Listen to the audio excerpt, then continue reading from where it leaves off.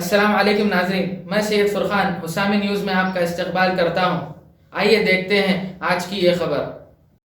Hello friends, अगर आपने like, share, comment, subscribe नहीं किया है तो प्लीज़ सब्सक्राइब करें और ढेर सारे लाइक दीजिए।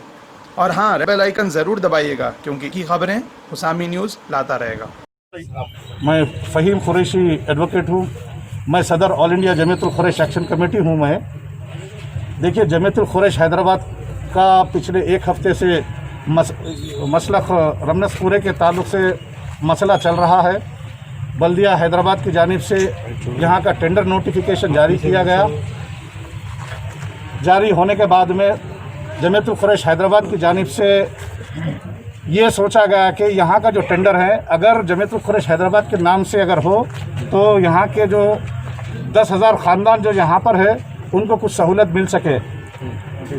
यहाँ पर जो जमीयतुल कुरैश के सदर जनाब मोहम्मद सलीम साहब हैं और जनरल सेक्रेटरी जनाब खदीर साहब हैं, उनसे भी सारे लोग मुतालिबा किए कि ये जमात के नाम से टेंडर नोटिफिकेशन डाला जाए।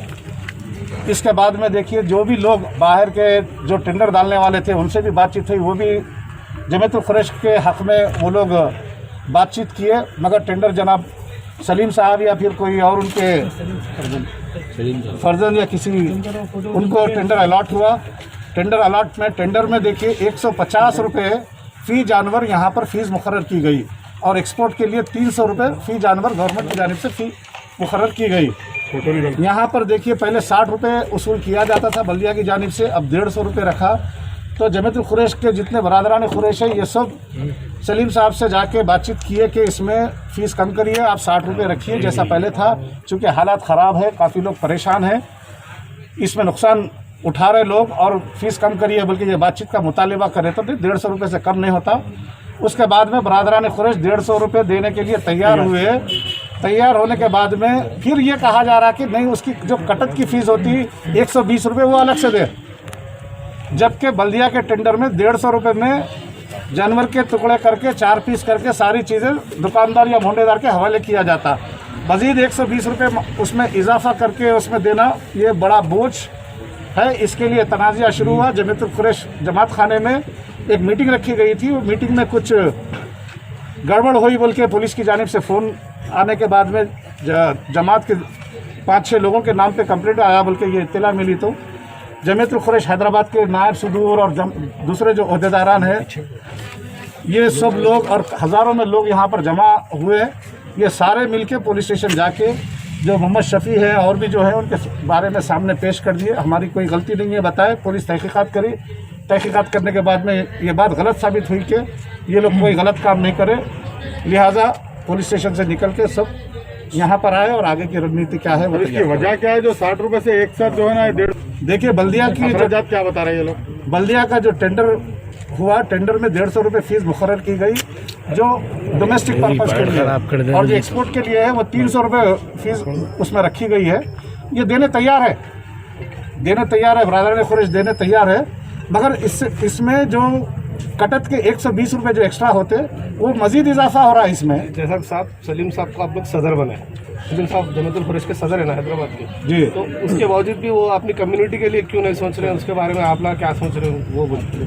देखिए, मुद्दा यहाँ पर यही है कि जमात के सदर होते हुए, जबकि सारी जमीयतुल कुरैश के जितने लोग हैं सब उन पर भरोसा रखते हुए उनको जिम्मेदारी दिए और जमात के हक़ में कुछ फ़ायदा करने के लिए, ये बातचीत के लिए उनको एक जिम्मेदारी के साथ उनके ऊपर भरोसा किए।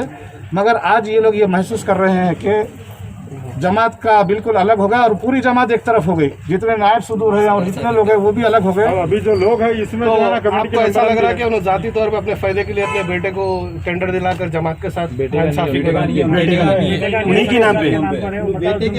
देखिए, इत्तला ये है कि उनके बेटे के नाम पे नहीं, उनके नाम पे भी है, भर जिस किसी के भी नाम पे है उनका इसमें असर रसूख है। ये अगर इनके नाम पे नहीं भी है तो ये जो भी है जमात के लिए लड़के, जमात का जो फ़ायदा होता है जमात के लिए, गरीब लोगों के लिए, उनके लिए इन्हों हक़ में कुछ बात कर सकते, वो नहीं हो के ये पुलिस स्टेशन केसेस वगैरह ये चीज़ों तक पहुँचेगा। मैं मोहम्मद हारून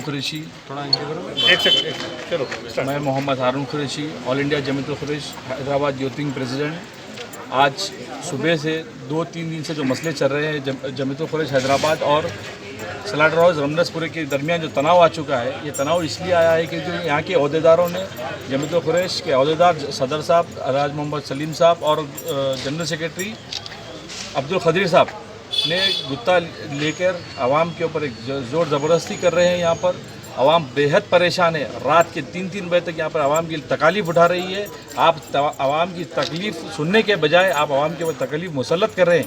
हम अदबन दरख्वास्त कर रहे हैं आप सबसे कि ये मसले को जल्द से जो है अपने अंदरूनी तौर पर हल करना चाहिए था, लेकिन आप आवाम के दरमियान केसेस बुक करके डराने की कोशिश की जा रही है। 2 दिन पहले हम लोग एक पुरअमन तरीके से एक कंप्लेंट लिखकर कमाटीपुरा PS के हवाले किए थे कि हम आपको प्रोटेक्शन दीजिए। उसके अंदर भी आपने जो है रॉडी शीटरों में जो है एक 4 जने रॉडी शीटर थे।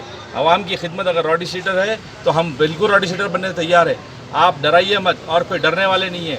आप बहैसियत सदर ये होना चाहिए था कि आप आवाम के दरमियान आते और आवाम से बात करते, लेकिन बजाय उसके आप सदर होने के बजाय आपने सदर के पूरे हुकूक छोड़ते हुए आवाम के ऊपर जो है जुल्म कर रहे हैं। आप गुत्ता लिए बेहद सही हैं। आप या सदर बन जाइए या फिर कॉन्ट्रैक्टर बन जाइए, या सदर बन के आप आवाम के ऊपर अपनी ज़्यादती नहीं कर सकते। शफीक कुरैशी बात कर रहा हूँ।